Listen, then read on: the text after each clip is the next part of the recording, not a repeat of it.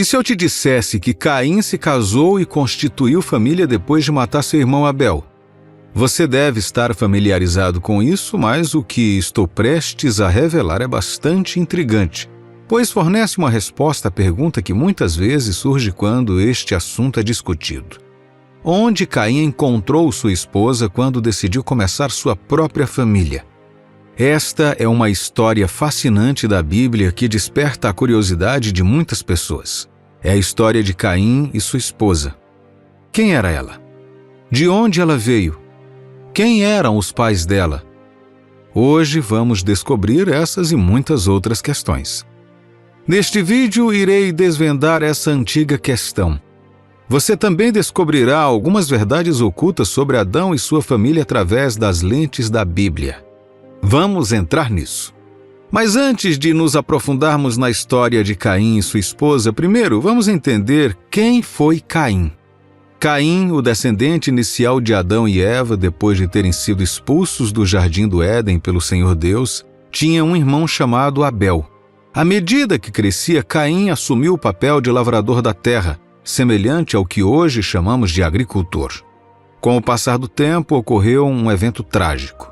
Caim, consumido pela inveja quando Deus favoreceu as ofertas de seu irmão Abel em detrimento das suas próprias, cometeu o impensável. Matou seu irmão num campo. Deus, testemunhando este ato hediondo, confrontou Caim. Quando questionado, Caim fingiu ignorância, respondendo a Deus com uma pergunta assustadora, perguntando se ele era o guardião de seu irmão. Em resposta a este ato vil, o Senhor Deus lançou uma maldição sobre Caim, acrescentando outra camada de aflição a uma vida já marcada pela maldição anterior sobre a terra devido à desobediência de Adão. Caim se tornou um homem sobrecarregado com inúmeras maldições pelo assassinato de seu irmão Abel.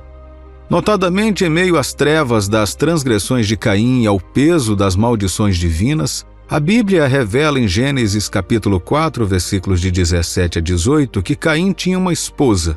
Juntos eles tiveram um filho chamado Enoque, um vislumbre de vida e continuidade em meio às tumultuadas consequências das ações de Caim.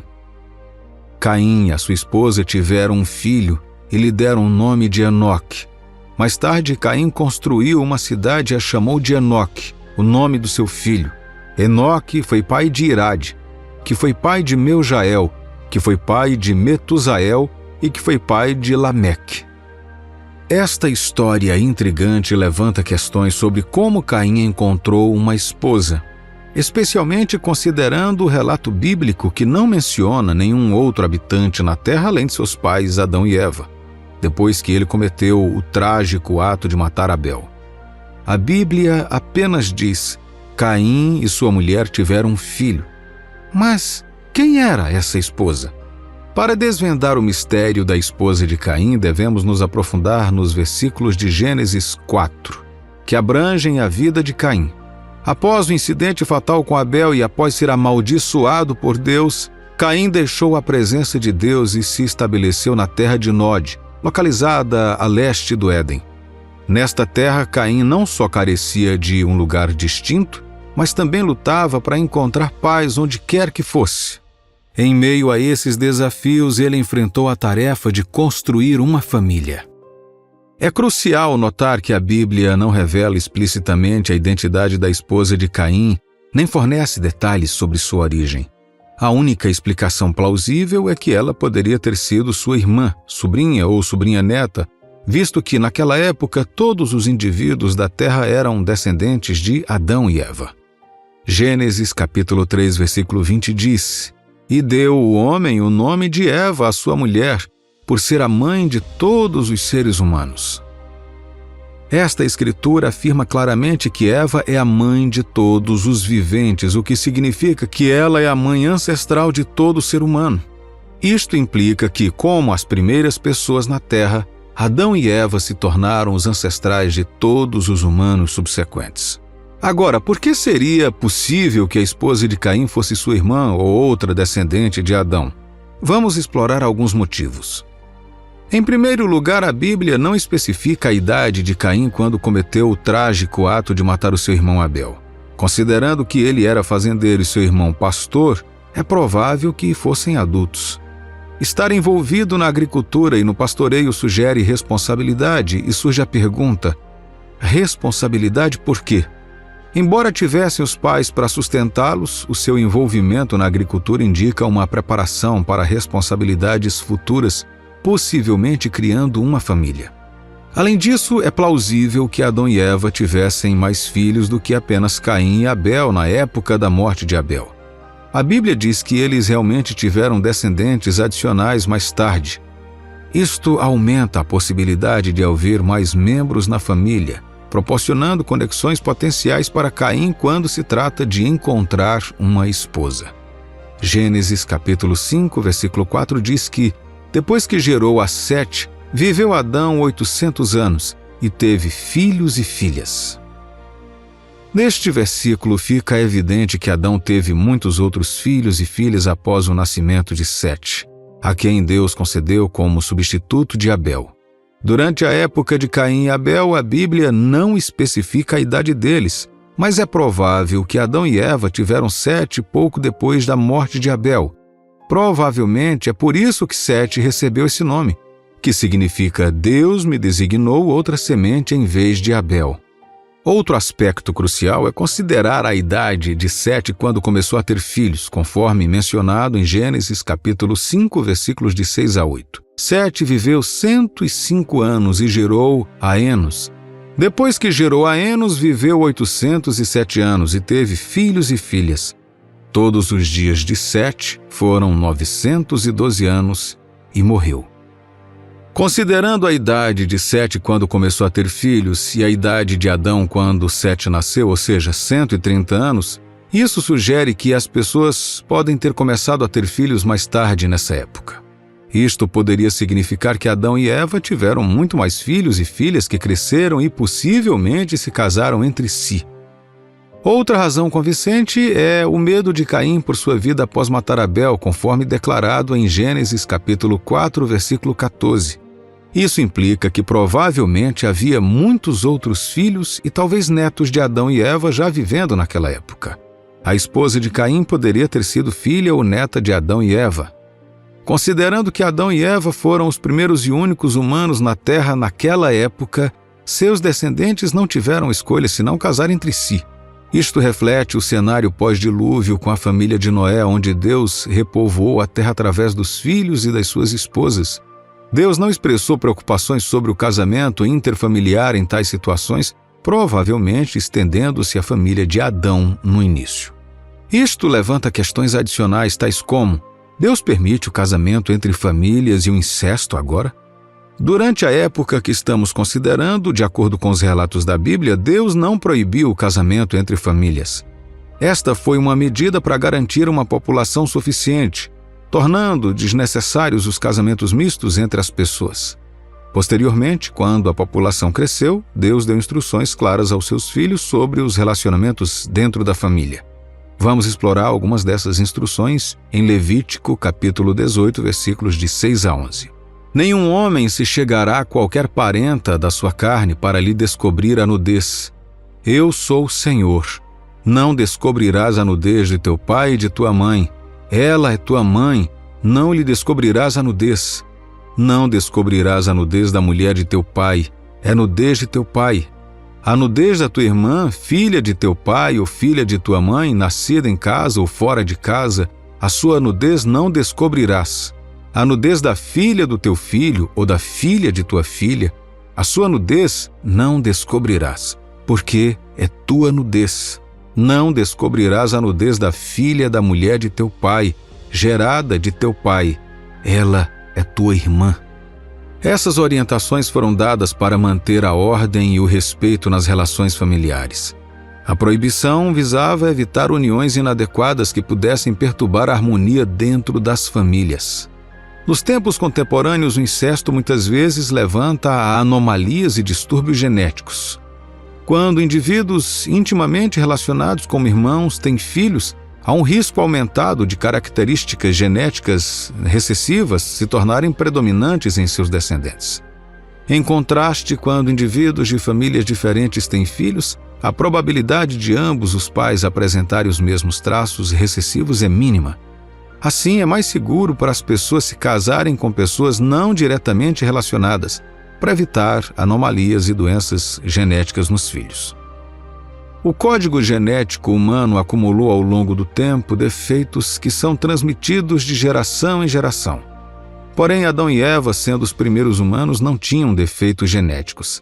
Estas circunstâncias únicas, juntamente com as primeiras gerações dos seus descendentes, resultou num nível muito superior de saúde genética em comparação com as pessoas de hoje.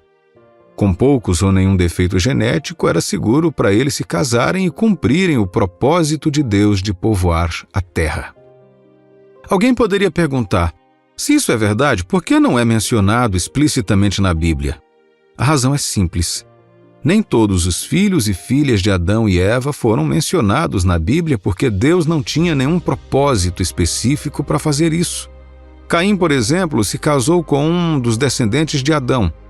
Quando Sete nasceu, filho de Adão e Eva, Adão tinha 130 anos, e nessa época já tinha muitos filhos e filhas, junto com netos, netas e seus descendentes. Existe uma ideia intrigante conhecida como a teoria da raça pré-adâmica. Esta noção sugere que Deus criou uma raça diferente de humanos que habitavam a Terra antes de Adão. Esta ideia foi apoiada por vários estudiosos ao longo da história. Os proponentes desta teoria apontam para as expressões de medo de Caim em seu casamento com uma mulher não identificada, bem como a função de uma cidade como evidência potencial de que outra raça de humanos coexistiu com Adão e sua família na Terra. Eles sugerem que o receio de Caim de ser atacado, seu casamento e o estabelecimento de uma cidade indicam a presença de uma raça humana distinta. Contudo, quando consideramos o medo de Caim, o casamento e a cidade que ele fundou em Gênesis 4, precisamos notar que Adão tinha quase 130 anos quando Caim matou Abel. Isto é evidente pelo fato de que Adão teve Sete, seu filho seguinte, após a morte de Abel, por volta dos 130 anos de idade. Além disso, Adão tinha filhos e filhas, sugerindo a possibilidade de netos e bisnetos na época em que Caim cometeu o assassinato. Ainda tinha vários familiares, proporcionando um contexto para seu medo após o trágico incidente com seu irmão. Na verdade, Caim se casou com um membro da família e, embora possa parecer incomum para nós hoje, o incesto não era considerado um pecado contra Deus até que a lei de Moisés foi introduzida. É provável que durante esta época gerações de mutações genéticas tenham começado a afetar o DNA humano. Consequentemente, Deus, para nosso próprio bem-estar, mais tarde proibiu o incesto. Esta proibição continua a ser crucial hoje em dia, uma vez que a procriação de parentes próximos pode levar a defeitos genéticos partilhados, causando deformidades graves e outros problemas genéticos nos seus filhos. No que diz respeito a Caim ter fundado a cidade de Enoque, se Caim tivesse vivido até a Idade Média daquela época, cerca de 900 anos, sua família teria crescido e se tornado uma pequena cidade na época do seu falecimento. Através de casamentos e reprodução dentro da família, eles poderiam facilmente ter povoado toda a cidade. Concluindo, a questão sobre a origem da esposa de Caim desperta curiosidade, mas um exame cuidadoso das Sagradas Escrituras sugere que Caim provavelmente se casou com uma de suas irmãs ou com outro descendente de Adão. Espero e oro que o Senhor continue a nos encher com a compreensão de suas palavras e que as bênçãos da compreensão e da sabedoria acompanhem suas reflexões sobre essas percepções bíblicas. E se eu lhe dissesse que cada escolha que fazemos na vida tem um impacto? Esses resultados podem ser positivos ou negativos. Independentemente do resultado, é crucial reconhecer que as nossas escolhas podem ir além de nós mesmos e afetar as pessoas nas nossas vidas, tanto agora como no futuro. Por isso, é importante estarmos atentos às decisões que tomamos. Nesse vídeo, quero compartilhar com você uma história surpreendente da Bíblia encontrada no livro de Juízes, capítulo 19. É uma história que irá realmente te surpreender e talvez você não esperava encontrá-la na Bíblia. Também falarei sobre 2 lições importantes que podemos aprender com essa história. Antes de continuarmos, preciso mencionar que este vídeo pode não ser adequado para crianças e pode trazer à tona memórias difíceis de experiências passadas com qualquer forma de abuso sexual. No entanto, acreditamos que as lições compartilhadas serão uma fonte de grandes bênçãos para você e para aqueles que te rodeiam. Vamos começar. No livro de Juízes, dos capítulos 19 ao 21, a Bíblia conta uma história triste sobre um homem e sua concubina. Tudo começa em Juízes capítulo 19, versículos 1 ao 3. A história é assim. Havia um levita que morava em uma área remota na região montanhosa de Efraim. Ele tomou uma esposa de Belém de Judá. Infelizmente, essa esposa foi infiel e o deixou, para voltar para a casa de seu pai em Belém, onde permaneceu 4 meses. O levita, sendo um marido responsável, decidiu ir atrás dela para falar com ela gentilmente e trazê-la de volta. Ele levou seu servo e alguns animais para a viagem. Quando chegaram, a esposa o levou para a casa do pai, e o pai dela ficou feliz em vê-lo. O pai insistiu para que ficassem, e eles acabaram passando 3 dias ali, comendo, bebendo e dormindo. Por causa da hospitalidade do pai, eles adiaram o retorno a Efraim. Tentaram ir embora algumas vezes, mas o pai da menina os convenceu a ficar mais uma noite. Porém, num determinado dia, o levita decidiu partir e respeitosamente informou ao pai que eles tinham que voltar e não ficariam mais. Então, embora já fosse tarde para tal viagem, eles partiram. Depois de partirem, chegaram perto de Jerusalém e já era tarde. O servo sugeriu ao levita: "Vamos para essa cidade dos jebuseus para passarmos a noite lá." Mas o levita recusou, dizendo: "Não ficaremos numa cidade de estrangeiros que não sejam israelitas. Iremos para Gibeá." Então eles continuaram a viagem, passaram por Jerusalém e chegaram a Gibeá, cidade pertencente a Benjamim, tarde da noite. Eles tentaram encontrar um lugar para ficar, mas ninguém os acolheu porque eram estranhos. O levita e a sua esposa, o servo e os jumentos acabaram ficando na rua.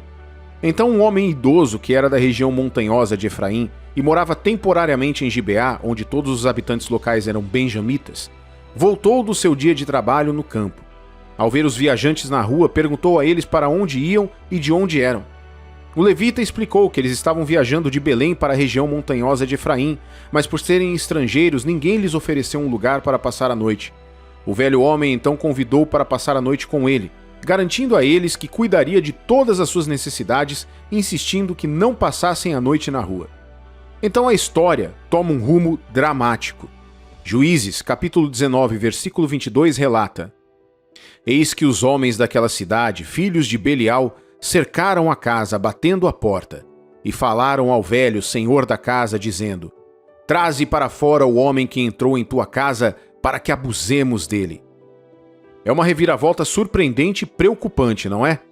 O velho homem foi até eles e implorou: "Não, irmãos meus, não façais semelhante mal, já que o homem está na minha casa, não façais tal loucura.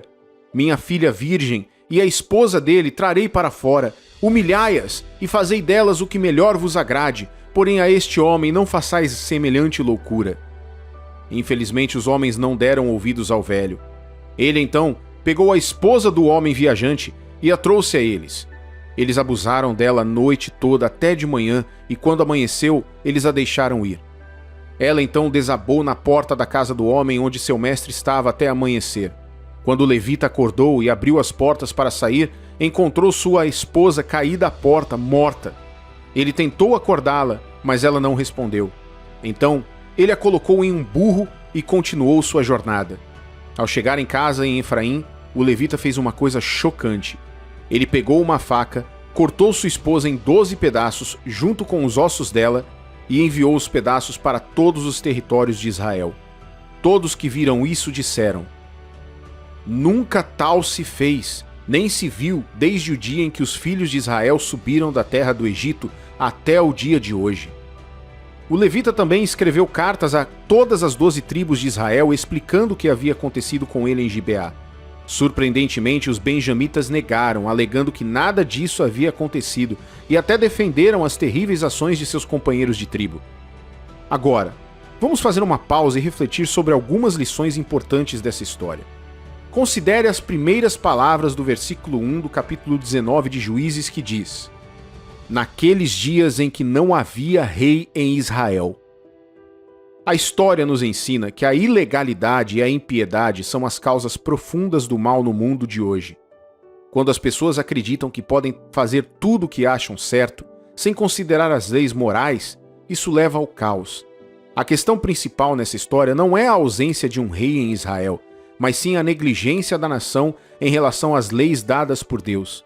A sua falha em implementar e fazer cumprir essas leis resultou na sua falta de piedade. Uma sociedade sem Deus sempre levará à ilegalidade, o que é perigoso para todos. Muitas pessoas hoje querem viver sem considerar Deus, acreditando que Deus pode restringir essas pessoas da sua liberdade. No entanto, essa mentalidade só leva à ilegalidade. A procura da liberdade muitas vezes tem um preço, e a procura da liberdade sem limites morais pode resultar num mundo sem Deus e sem lei. As leis de Deus são para nos proteger e nos guiar, e não são pesadas para aqueles que estão dispostos a obedecê-las. À medida que uma sociedade se distancia de Deus, o tecido moral começa a se desfazer e a ilegalidade e o comportamento antiético se tornam mais prevalecentes. A situação de Israel, onde não havia um rei e todos faziam o que acreditavam ser direito de fazer e enfrentavam as consequências, serve como um exemplo crucial de que negligenciar as leis dadas por Deus não pode ser justificado. A violação dos mandamentos fundamentais pelos homens de Gibeá, tais como aqueles contra o adultério e a cobiça, ilustra as terríveis consequências de desconsiderar os princípios morais. Quando uma sociedade não consegue manter uma distinção clara entre o bem e o mal, as repercussões disso passam de geração em geração. A bússola moral prevalecente se torna distorcida, pois se baseia nas definições e ações das gerações anteriores. Isso perpetua um ciclo em que a compreensão da moralidade se torna cada vez mais comprometida, levando a uma sociedade repleta de desafios éticos e ambiguidade moral. Por que estou dizendo isso? Porque se não tomarmos hoje a posição de chamar o mal de mal, a geração depois de nós verá o mal como bem. Os acontecimentos nos capítulos 19 a 21 de Juízes retratam uma nação que gradualmente se afasta de Deus. Da mesma forma, no nosso tempo, há um desvio gradual dos caminhos de Deus, com comportamentos como a pornografia e a nudez a se tornarem normalizados, levando ao aumento dos casos de agressão sexual. O pecado tem consequências e o aspecto mais preocupante é que não podemos controlar as repercussões do pecado. Isso nos leva à segunda lição. A segunda lição dessa história é que o pecado tem consequências graves. A história não termina no capítulo 19, mas nos capítulos 20 e 21 no livro de Juízes. As ações de algumas pessoas em Gibeá levaram a uma guerra entre as outras 11 tribos e a tribo de Benjamim. É importante notar que nem todo o povo de Gibeá foi responsável por aquele ato de atrocidade, mas as consequências se estenderam além de Gibeá para afetar Benjamim e toda a nação de Israel. Essa guerra civil resultou na morte de mais de 65 mil pessoas somente da tribo de Benjamim. Gibeá e outras cidades foram destruídas e a população sofreu grandes perdas, quase levando à destruição de uma tribo inteira. Defender o mal e a maldade tem um grande custo, pois aqueles que defendem tal comportamento partilham a culpa e podem enfrentar a retribuição divina. As consequências do pecado nunca devem ser subestimadas. Devido aos atos hediondos em Gibeá, a tribo de Benjamim ficou com apenas 600 homens em Israel.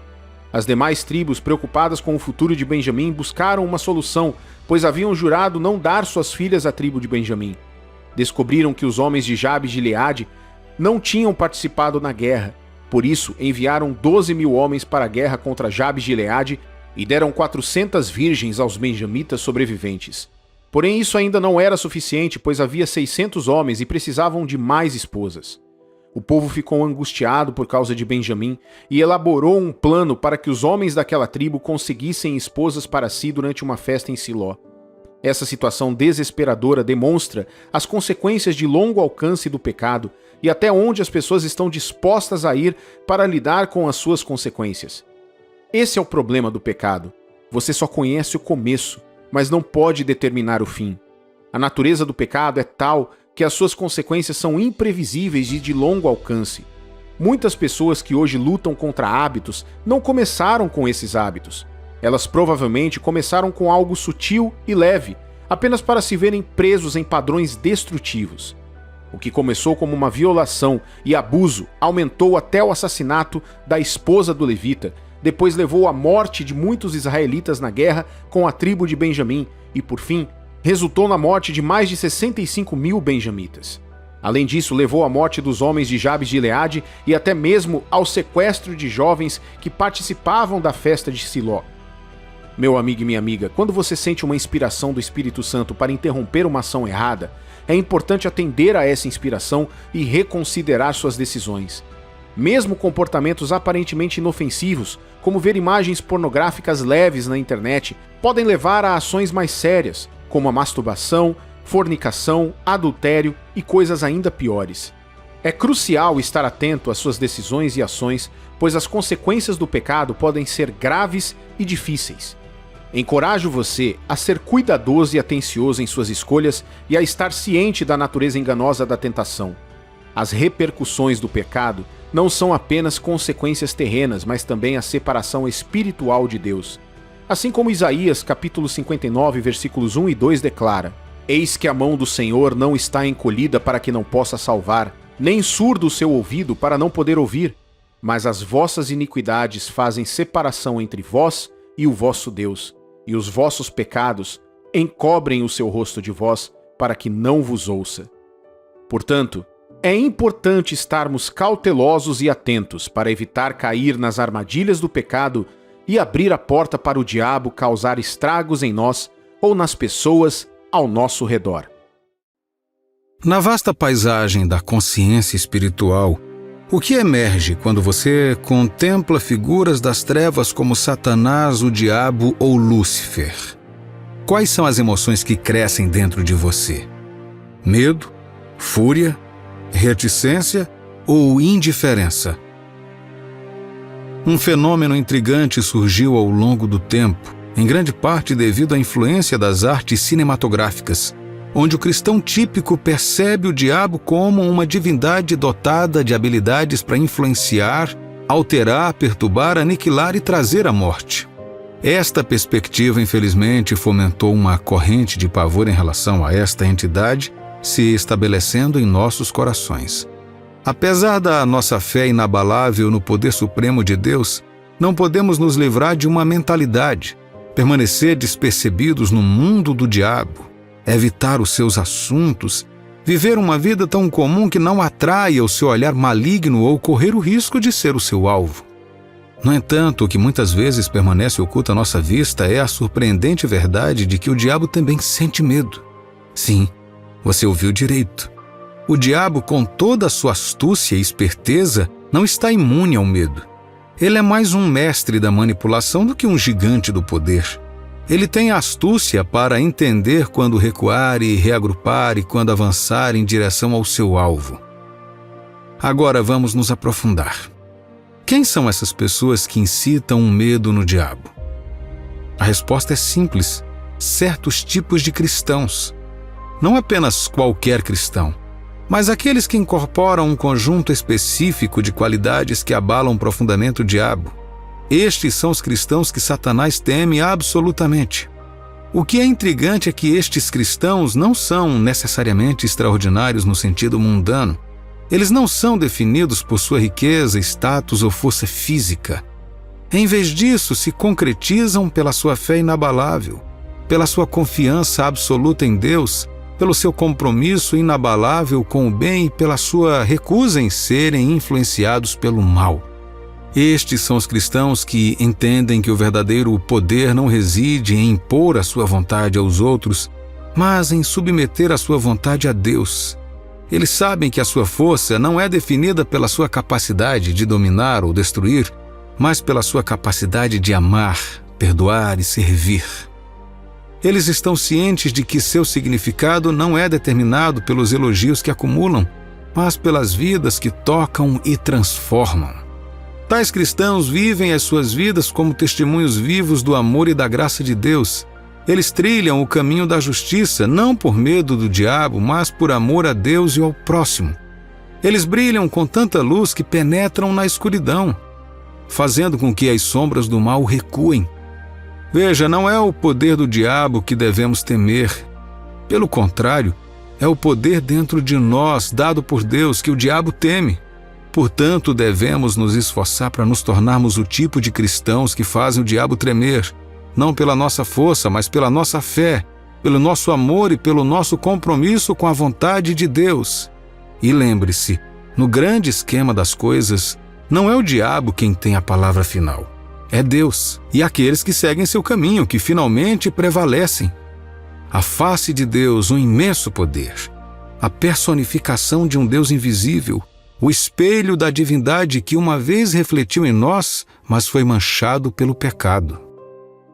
Colossenses capítulo 1, versículo de 15 a 18 fala sobre isso. Esta é a imagem do Deus invisível, o primogênito de toda a criação, pois nele foram criadas todas as coisas, nos céus e na terra, as visíveis e as invisíveis, sejam tronos, sejam soberanias, quer principados, quer potestades. Tudo isso foi criado por meio dele e para ele. Ele é antes de todas as coisas. Nele tudo subsiste. Ele é a cabeça do corpo, da igreja. Ele é o princípio, o primogênito de entre os mortos, para em todas as coisas ter a primazia. Esta imagem, este espelho, tem implicações profundas. É a manifestação divina do Pai invisível, uma revelação inegável para toda a criação.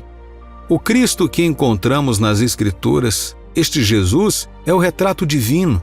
Suas palavras ecoam Deus. Suas ações são do próprio Pai, pois Ele é o corpo divino. Sua existência precede o próprio tempo, fato aterrorizante para o adversário, o diabo. Seu reinado se estende sobre tudo o que existe, invocando medo em nossos inimigos espirituais. A gravidade dessas verdades é tremenda. O apóstolo Paulo enfatiza que Cristo, como imagem de Deus, existe para iluminar a vontade do Pai, para manifestar as suas obras. O conceito da imagem de Deus é um testemunho da divindade de Jesus. Filipenses capítulo 2, versículo 6 afirma ainda o seguinte: ele tinha a natureza de Deus, mas não tentou ficar igual a Deus. O inimigo, o Deus deste mundo, tenta encobrir a mente dos incrédulos, os escondendo do radiante evangelho de Cristo, que faz a imagem de Deus. No entanto, aqueles que verdadeiramente viram Jesus, viram o próprio Pai. Esta é a verdade poderosa que nem mesmo o diabo pode enfrentar. Então lembre-se, como cristãos somos chamados a espelhar Cristo, a refletir a imagem de Deus em nossas vidas, e é isso que Satanás mais teme. Quando nos esforçamos para refletir o amor, o perdão e a justiça de Cristo em nossas vidas, nos tornamos o tipo de cristão que Satanás realmente teme. Sim, fomos manchados pelo pecado, mas através de Cristo podemos restaurar nossa semelhança com o Pai. Nossa jornada é nos esforçarmos continuamente para nos tornarmos mais semelhantes a Jesus, para espelhar sua imagem, seu amor, sua misericórdia e sua justiça. Esta jornada de transformação é a nossa maior arma contra o inimigo. Nesta jornada devemos lembrar de amar como Jesus, perdoar como Jesus e servir como Jesus. Pois quando fazemos, nos tornamos a personificação daquilo que Satanás mais teme.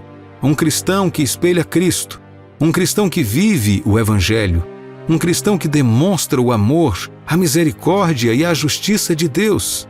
Portanto, devemos nos esforçar para nos tornarmos o tipo de cristãos que Satanás teme, aqueles que refletem a imagem de Deus, aqueles que personificam o amor, a misericórdia e a justiça de Jesus.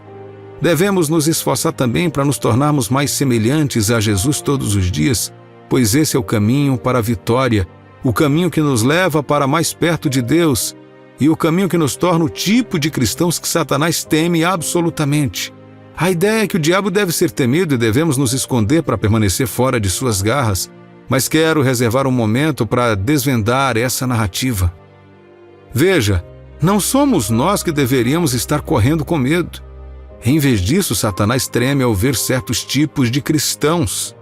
O medo é uma arma poderosa no arsenal do diabo, mas se torna impotente na presença da fé. Imagine um cristão que é firme em sua fé, resiliente em sua caminhada com Deus e inflexível em seu compromisso com o amor, a compaixão e a verdade. Esse é o cristão que Satanás teme.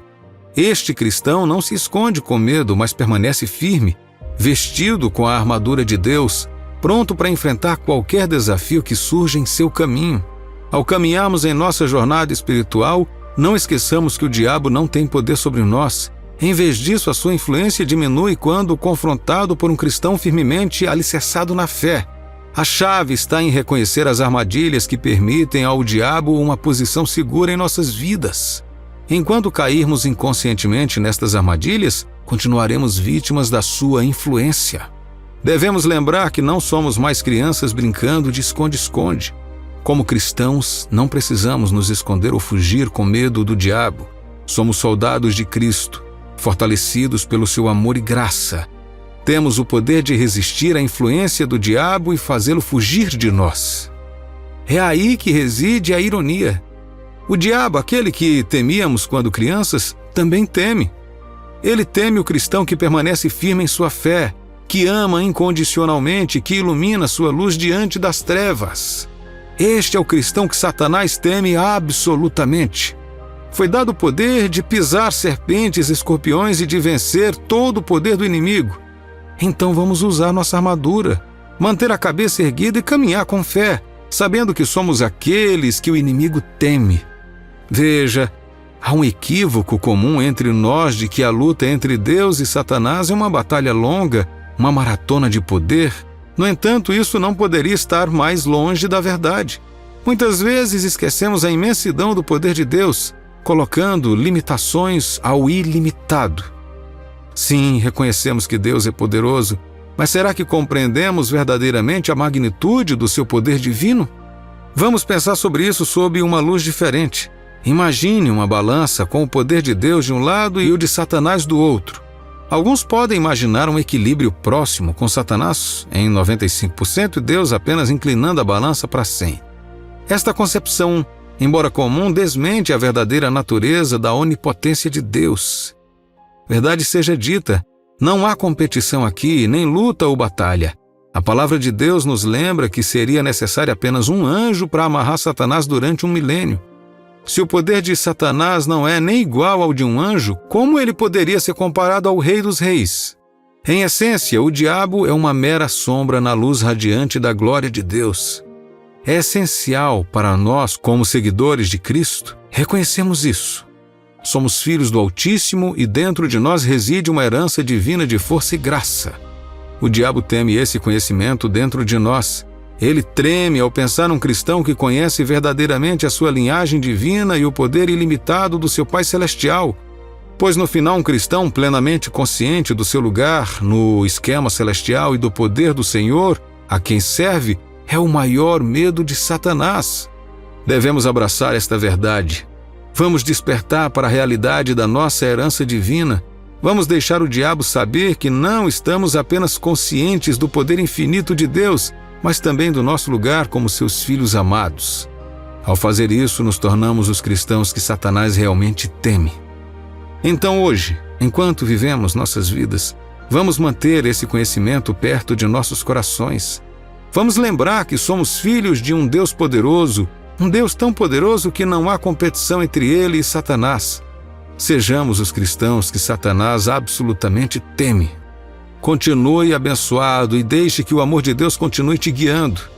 Nos cantos sombrios da minha juventude, o medo velado do escuro me dominava como um vício. A noite era um playground assustador de perigos invisíveis, um palco montado para o de olhos cobertos enredar os incautos.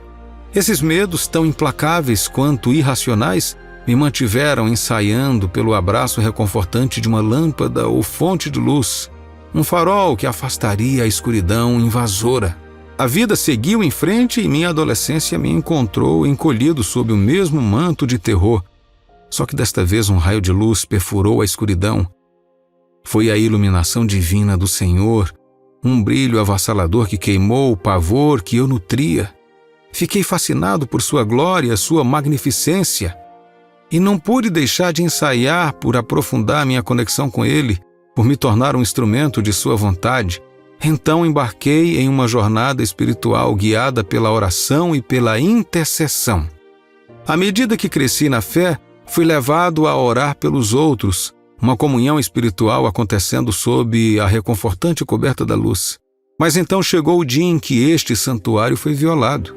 Então estava orando profundamente, a luz tremeu e morreu, mergulhando na temida escuridão. O pânico tomou conta de mim, o terror familiar crescendo como uma onda monstruosa. Quase pude ouvir a aproximação sussurrante do inimigo invisível, meu chamado para meus pais ficando sem resposta. Mas no momento em que o desespero ameaçava tomar conta de mim, as palavras divinas que eu havia confiado em meu coração surgiram. Porque Deus não nos deu um espírito de medo, mas de poder, de amor e de moderação. Esta escritura, meu escudo espiritual, explodiu de meus lábios, lutando contra o medo que procurava me consumir. Levantando, repeti esse mantra divino, aproveitando sua força. Minha voz, antes trêmula, agora soava com convicção enquanto eu orava na linguagem do Espírito Santo. Não tenho medo. Recuso a sucumbir ao medo. O inimigo não tem poder sobre mim. Essa ação de fé ecoou na escuridão, minha confiança aumentando a cada declaração. Foi como se o espectro do medo tivesse recuado, afastado pela fortaleza da fé que eu havia erguido. Então, como se conhecesse minha voz, a luz voltou. Não é um surpreendente testemunho de fé?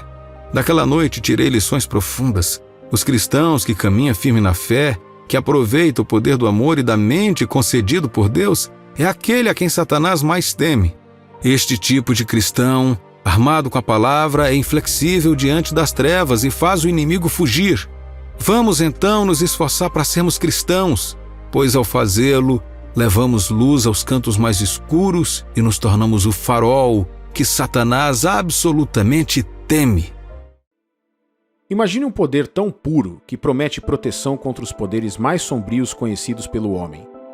Essa não é a história de um romance de fantasia.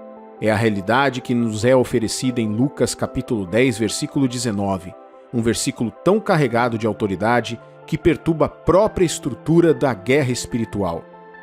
Por que isso importa, você pode perguntar? Bem, vamos descascar as camadas desse conflito celestial. Veja, há uma narrativa raramente falada, um diálogo sobre a escuridão que muitos evitam. O reino dos demônios não é um assunto para os tímidos, e ainda assim, ignorá-lo não diminui sua realidade. Na verdade, evitar esse assunto é a maior arma do diabo. Quanto menos sabemos, menos equipados estaremos para combater as forças que buscam a nossa queda. Mas é aqui que a maré muda. Em meio às batalhas e aos sofrimentos da vida, há a promessa de um reino indomável, um reino onde a vitória não é apenas uma possibilidade, mas um resultado garantido. Jesus não falou apenas palavras vazias quando declarou a autoridade que nos foi dada sobre o diabo. Ele estava estabelecendo o plano para um triunfo eterno. Considere as histórias antigas, as sagas de profetas como Daniel, que previu as escaramuças e conflitos dos últimos dias. Esses não são apenas textos antigos, são como um toque de trombeta para guerreiros da luz. O cansaço que você sente, a sensação de estar sitiado, tudo faz parte dessa história. Mas o mesmo acontece com a vitória iminente. Um triunfo tão absoluto que todo domínio sob o céu reconhecerá a soberania do Altíssimo. Essa mensagem não é apenas para a alma cansada, é para a mente curiosa, o espírito que busca e o coração endurecido. É para os jovens que navegam no mundo repleto de sinais confusos e para os idosos que viram o pêndulo oscilar do desespero para a esperança. É uma história tão antiga quanto o tempo, mas tão fresca quanto o orvalho da manhã, a história de um reino eterno que nos convida a ser mais do que meros espectadores. Então, enquanto você está na linha de frente da decisão, lembre-se disso. O poder concedido a você não é apenas um versículo para recitar, mas uma verdade para incorporar. As batalhas que enfrentamos são reais, mas a armadura que nos foi dada também é. É a hora de sair das sombras e entrar na luz para reivindicar a promessa que tem o poder de perturbar o submundo. Não vamos apenas ler as palavras, vamos vivê-las. Não vamos apenas ouvir a história, vamos fazer parte dela. Pois no final das contas não se trata apenas de conhecer um versículo que os demônios temem. Trata-se de abraçar uma realidade onde, apesar do caos, somos mais que vencedores. Esse é o seu convite para se juntar às fileiras, para fazer parte de uma narrativa que vem se desenrolando desde o início dos tempos. A questão não é apenas você crer, mas sim, você está pronto para cumprir a promessa? O cenário está montado, as linhas estão traçadas e o roteiro é seu para escrever. Bem-vindo à história de uma vida. Bem-vindo ao caminho da vitória. Jesus, em sua infinita sabedoria e amor, concede a seus seguidores um poder tão completo e profundo que os próprios demônios tremem à sua menção. Veja o que disse Jesus em Lucas capítulo 10, versículos 18 e 19. Eu via Satanás caindo do céu como um relâmpago. Eis aí vos dei autoridade para pisar de serpentes e escorpiões e sobre todo o poder do inimigo, e nada, absolutamente, vos causará dano. Considere a metáfora das serpentes e dos escorpiões. Estas não são apenas criaturas da terra, mas símbolos dos ataques venenosos e cruéis que enfrentamos na vida. No entanto, aqui estamos nós, não como vítimas, mas como conquistadores com a capacidade de espezinhar essas ameaças.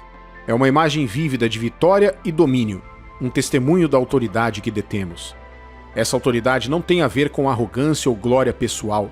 É uma confiança sagrada, um presente daquele que venceu a morte e o inferno. Não exercemos esse poder com orgulho, mas com uma postura de humildade e fé. Não é a nossa força, mas a dele que quebra as correntes do inimigo. Esse poder nasce da rendição e da fé naquele que promete que mesmo as portas do inferno não poderão prevalecer contra a sua igreja. O diabo, o pai da mentira, é um mestre do engano. Ele sussurra dúvidas, semeia medo e blefa sobre seu poder, mas o maior medo dele é você. Sim, você, andando na plenitude da autoridade que Deus lhe deu. Suas táticas não são páreo para a verdade que reside dentro de você. No momento em que você percebe a extensão do seu poder, a influência dele desmorona. Isso não é apenas teologia ou história, é sobre sua história, suas batalhas, sua vitória. Imagine enfrentar as tempestades da vida não com medo, mas com a confiança inabalável de que você é apoiado pelo próprio céu. Olhe para si mesmo de maneira firme, não porque você é invencível, mas porque é fortalecido por aquele que é. Essa é a sua herança, a sua identidade, a sua arma. Ao longo da vida, lembre-se de Lucas 10:19. Deixe que fique gravado em seu coração um lembrete constante do poder que você carrega. Deixe que isso transforme sua perspectiva, transformando o medo em fé e a derrota em domínio. Você não está apenas sobrevivendo, você está prosperando, avançando e conquistando. Você é um farol de esperança em um mundo desesperado por luz, um testemunho do poder de uma vida entregue a Deus. Então, levante-se, guerreiro da luz. Tome sua posição. A batalha é acirrada, mas a vitória já é sua. Ande nessa verdade, espalhe essa esperança e observe enquanto o reino das trevas treme com o avanço do reino da luz. Essa é a sua vocação, o seu chamado, o seu destino, o seu momento. Abrace isso com coragem, com alegria e com uma confiança inabalável naquele que te chama de seu. Pois nele você é mais que vencedor. Você é um vencedor e em nome de Jesus pisará serpentes e escorpiões e nada te causará dano algum. Esse é o versículo que os demônios temem, a promessa que eles não podem superar e a verdade que liberta os cativos. E é seu, agora e para sempre. Imagine estar em um campo de batalha, o ar denso de tensão, um inimigo invisível espreitando em cada sombra. Este não é um campo de batalha qualquer, é a arena da sua vida, onde todos os dias há uma batalha entre a luz e as trevas. Mas aqui está a diferença. Você não é apenas um soldado, você é um vencedor, um conquistador armado com a promessa tão firme que as próprias legiões das trevas fogem com sua proclamação. Essa promessa aninhada nas páginas das Escrituras não é mera palavra, mas uma declaração de proteção e autoridade divina. É a certeza de que, embora caminhe pelo vale da sombra da morte, você não está sozinho nem indefeso. Você está equipado com o poder que o diabo, com toda a sua astúcia e engano, deseja desesperadamente manter fora do seu alcance. Por que, você pode perguntar, este versículo é tão temido pelas forças das trevas? É simples. Esse versículo é um espelho que reflete a magnitude do poder investido em você através da fé. É um lembrete de que você não é um mero espectador nessa batalha cósmica, mas um participante ativo, vestido com a armadura de Deus, empunhando a espada do Espírito com a autoridade do próprio Jesus. O maior medo do diabo é você despertar para a realidade da sua posição em Deus, elevada, fortalecida e eterna. Veja, no momento em que Adão abandonou seu domínio, o caos reivindicou seu reinado. Mas então veio Jesus, o divisor de águas, o reversor da maldição que através do seu sacrifício final não apenas destronou o príncipe desse mundo, mas também restaurou para nós o nosso lugar de direito, sentado com ele nos lugares celestiais, muito acima de todos os principados e poderes. Não se trata apenas de vencer conflitos, mas de compreender que a batalha final já foi vencida. Seu papel? Permanecer firme, crer e garantir a vitória que já é sua. É sobre reconhecer que você não está lutando pela vitória e sim partir da vitória. A derrota do inimigo não é um acontecimento pendente, é um fato histórico e sua autoridade em Cristo é o selo desse veredito. Considere a história de um boxeador campeão que após uma batalha feroz no ringue reivindica a vitória e o prêmio. A atenção, a glória, a recompensa, tudo dele. No entanto, ao voltar para casa, ele entrega o prêmio à sua esposa, fazendo dela a mais que vencedora. Ela não deu um soco, mas compartilha do triunfo. Essa é a imagem do nosso relacionamento com Deus. Ele travou a batalha, reivindicou a vitória e então se voltou para nós com amor nos olhos e disse: essa vitória é sua. Meu amigo e minha amiga, é hora de você se livrar do medo, da intimidação, das mentiras que te manteve cativo. A verdade é que o diabo já está derrotado e você, através de Cristo, recebeu autoridade sobre todos os seus planos. Nenhum demônio, nenhuma escuridão, nenhum poder do inferno pode resistir à autoridade que você carrega em nome de Jesus. Ao navegar pelos desafios e provações da vida, lembre-se disso. Você não está lutando sozinho, nem está travando uma batalha perdida. Você é mais que um vencedor por meio daquele que te amou. Abrace e viva nessa verdade e observe enquanto as fortalezas do inimigo desmoronam sob o peso da sua fé. Deixe essa mensagem acender um fogo dentro de você, uma confiança sagrada que te impulsiona para frente, destemido pelas ameaças do diabo, inabalável pelo caos do mundo. Mantenha-se firme e deixe a luz desta verdade perfurar a escuridão. Você é filho de Deus, portador de sua promessa, e nenhuma força do inferno pode diminuir o poder que você exerce em seu nome.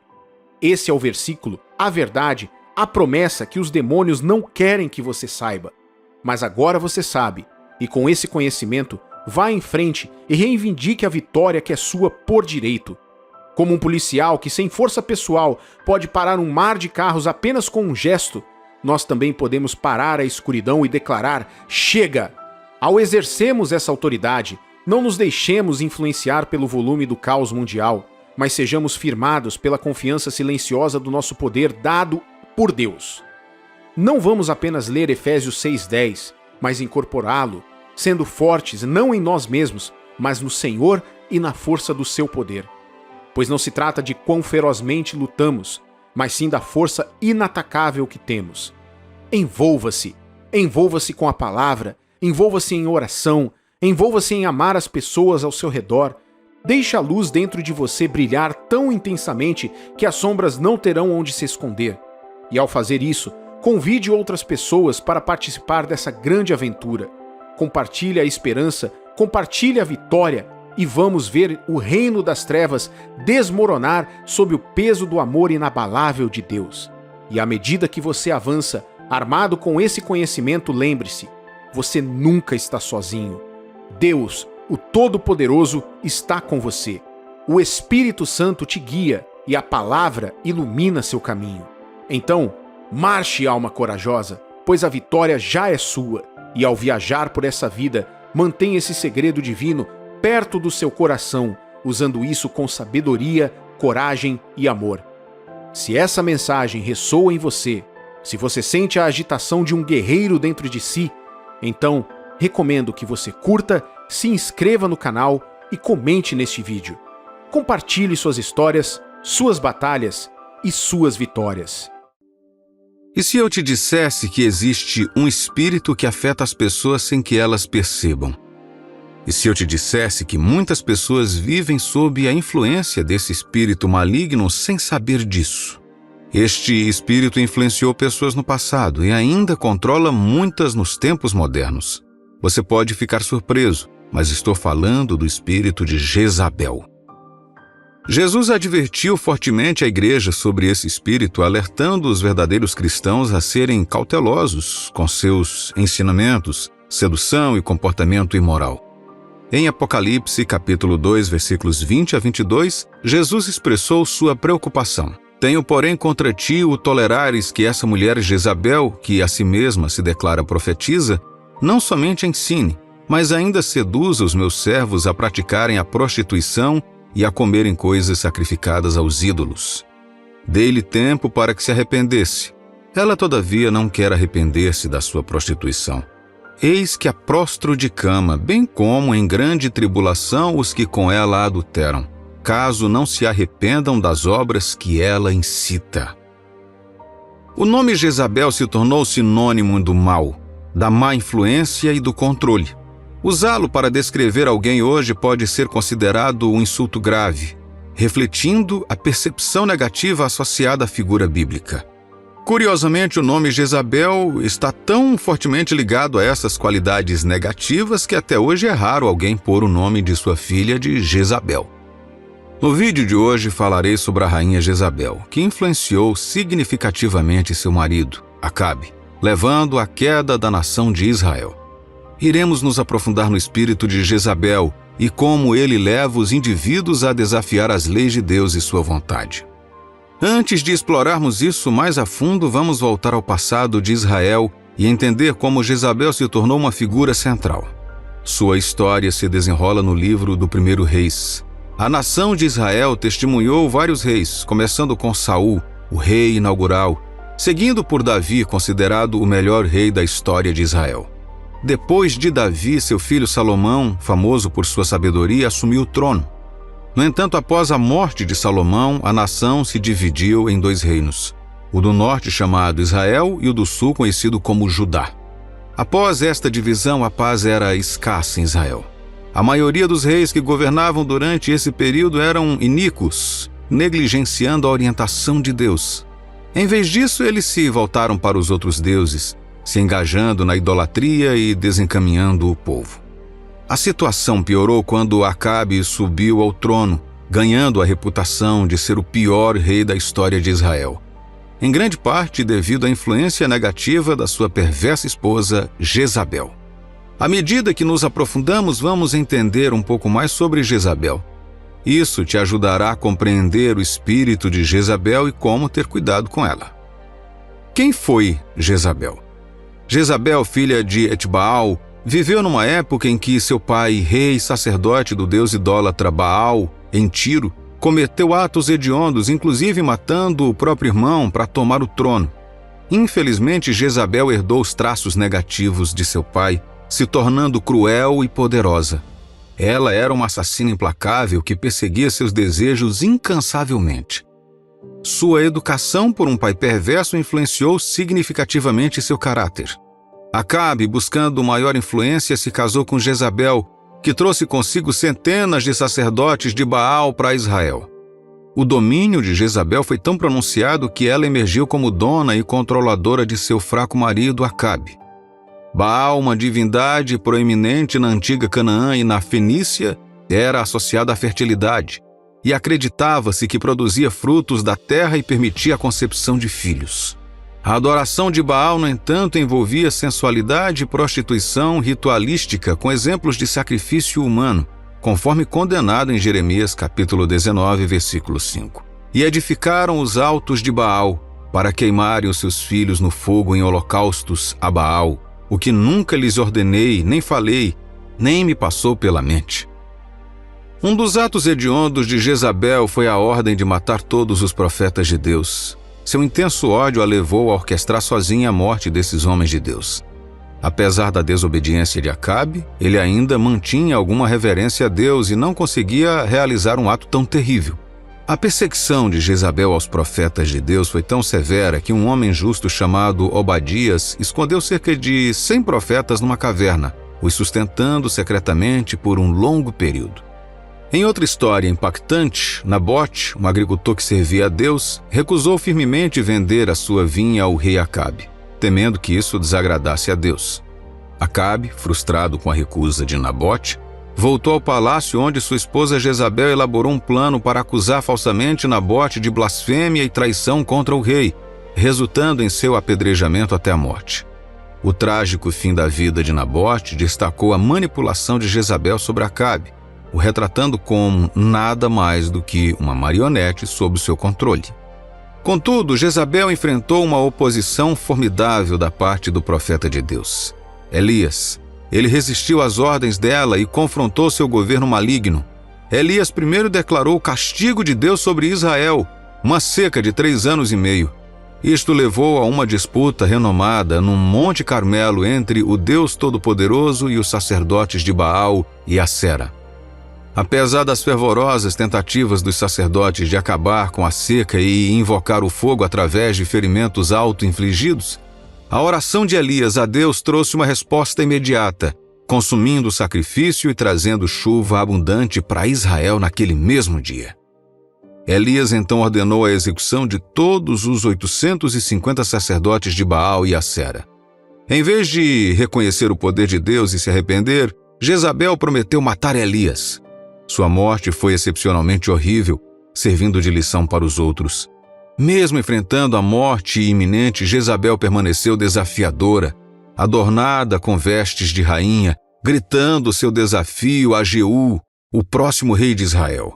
Jeú ordenou que ela fosse jogada pela janela e ela morreu pisoteada por cascos de cavalos e quase consumida por cães, encerrando de maneira miserável seus 30 anos de tirania sobre Israel. Embora Jezabel já tenha partido há milhares de anos, seu espírito perdura. O espírito de Jezabel, um demônio implacável, procura dominar, influenciar e controlar as pessoas contra sua vontade, manipulando as ações que normalmente não tomariam. Esse espírito é caracterizado pela imoralidade, idolatria, ensino falso e pecado impenitente, refletindo as ações da Jezabel histórica. A Bíblia aconselha sabiamente em Provérbios capítulo 13, versículo 20. Quem anda com os sábios será sábio, mas o companheiro dos insensatos se tornará mau. Isso implica que precisamos ser cautelosos com as amizades que mantemos. Se nos associarmos com pessoas perversas e prejudiciais, a probabilidade de tomarmos decisões erradas aumentará. É por isso que a Bíblia, em 2 Coríntios, capítulo 6, versículos 14 a 17, adverte os verdadeiros cristãos sobre estarem intimamente ligados aos incrédulos. Não vos ponhais em julgo desigual com os incrédulos, porquanto que sociedade pode haver entre a justiça e a iniquidade? Ou que comunhão da luz com as trevas? Que harmonia entre Cristo e o maligno? Ou que união do crente com o incrédulo? Que ligação há entre o santuário de Deus e os ídolos? Porque nós somos santuário do Deus vivente, como ele próprio disse: habitarei e andarei entre eles, serei o seu Deus, e eles serão o meu povo. Por isso, retirai-vos do meio deles, separai-vos, diz o Senhor, não toqueis em coisas impuras, e eu vos receberei. Em termos mais simples, não se junte àqueles que não compartilham da sua fé. Justiça e maldade não se misturam, assim como luz e trevas. É como tentar misturar Deus com o mal. Crentes incrédulos são como óleo e água. Eles não se misturam. Somos o templo de Deus e Ele habita entre nós. Por isso Deus nos diz para nos separarmos deles, ficarmos longe de qualquer coisa impura e Ele nos abraçará. Meu amigo e minha amiga, em essência, a Bíblia incentiva os crentes a escolherem suas amizades com sabedoria, evitando aqueles cujos valores e crenças se opõem aos seus, em prol de manter uma vida justa e piedosa. Deixe-me perguntar, quem são essas pessoas de quem você se cerca? Elas têm uma influência positiva sobre você? Você sabe quanta influência elas têm sobre você ou apenas se preocupa em se divertir com elas? Como verdadeiros cristãos, não devemos nos associar em demasiado daqueles que não partilham a nossa fé. Já estamos conectados a Cristo, então não há necessidade de nos amarrarmos novamente aos incrédulos. Deixe-me perguntar novamente, meu amigo e minha amiga, quem você permite entrar em sua vida? Como cristãos, é crucial estar atento às pessoas que você deixa entrar. Elas estão elevando a sua fé e guiando você para um relacionamento mais próximo com Jesus?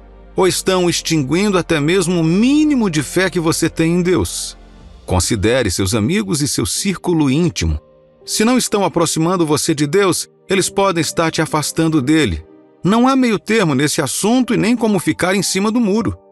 Ora, o espírito de Jezabel está frequentemente ligado ao sexo, à sedução e à promiscuidade. E isto é realmente verdade. Essas demonstrações externas são apenas algumas maneiras pelas quais esse espírito satânico se manifesta. É por isso que muitos jovens podem não perceber porque a moda parece concebida para ser sedutora, revelando intencionalmente partes sensíveis do corpo para torná-lo objeto de sedução. É manipulação espiritual, mesmo que você não tenha consciência disso. Além disso, muitos jovens se encontram envolvidos em diversas formas de promiscuidade sexual. Outra manifestação do espírito de Jezabel. Olhe ao redor e você notará que há uma difusão esmagadora em torno do sexo hoje. Saiba que o sexo é um lindo presente de Deus dentro dos limites do casamento. Qualquer coisa fora disso é contra o plano de Deus e é considerada pecado. Infelizmente, muitos jovens hoje caem na armadilha de vícios como pornografia, masturbação, sexo por telefone e muito mais. Não quero que você, meu amigo e minha amiga, seja enganado pelo espírito manipulador de Jezabel, pois esses comportamentos são resultado de sua influência. Esta é outra característica do espírito de Jezabel, além de ser manipulador. Ele prende as pessoas na teia do vício, como uma aranha que enreda a sua presa. Outra coisa que você deve saber é que, ao contrário da crença comum, o espírito de Jezabel não se limita a nenhum gênero. Só porque tem o nome de uma mulher não significa que afeta apenas as mulheres. Ele pode igualmente manipular e enredar os homens nos seus enganos. Isso também não significa que seja um espírito feminino, porque no espírito não há homem nem mulher. A razão pela qual é chamado de espírito de Jezabel é que ele opera como Jezabel fez, sendo sedutor, manipulador e destrutivo, visando o povo de Deus, especialmente aqueles em grandes posições de poder. Se você se vê constantemente movido pelo desejo de poder e pela necessidade de controlar as pessoas ao seu redor, isso é um sinal de que esse espírito pode estar agindo. É a causa raiz de muitos conflitos em casa, na igreja ou no local de trabalho. Ele se infiltra, fazendo alguém desejar o controle sobre os outros. Ao manipular aquela pessoa sobre quem está influenciando, ele também endurece o coração dos outros, criando divergências entre as pessoas.